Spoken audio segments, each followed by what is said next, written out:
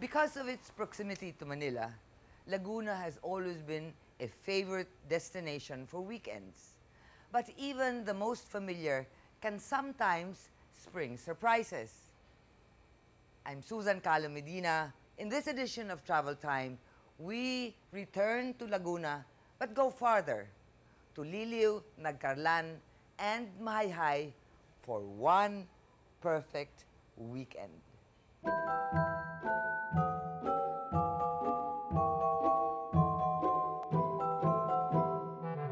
Just 10 minutes away from Liliw is Mahayhay. But nowadays, Mahayhay is more synonymous with its prime tourist attraction, Taytay Falls, located at the outskirts of Mount Banahaw. From the gate, you have to follow a 15-minute cliffside trail, thankfully already paved and cemented.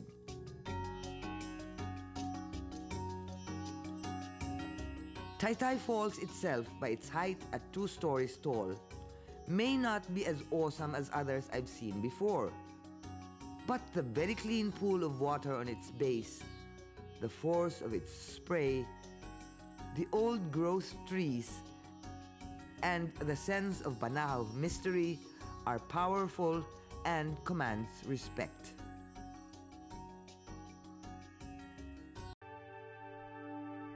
The Costales Nature Farm, located in Barangay Gagalot, is an impressive 10-hectare family-owned farmland filled with an orchard of fruit-bearing trees, a vegetable garden filled with a variety of lettuce, heads of broccoli and cauliflower, and herbs like tarragon and mint.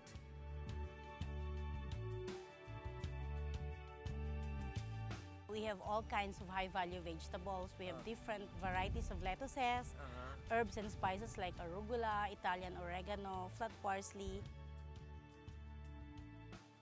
We have organic pork, we have free-range chicken, organic free-range duck. We also have rabbits. We have everything that an integrated natural farm have. When we say organic, but we don't feed them with commercial feeds. Our plants naman po, yung aming mga crops, we don't feed them with chemical fertilizers or pesticides. Everything is done by our hand. We went here by 2006, maybe six years na po. But we've gone commercially since 2007. The climate is so cool, napakalakas ng hangin. The air is fresh, tahimik.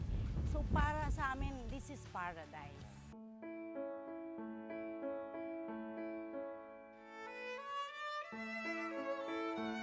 Mahayhay, a recipe for one perfect weekend.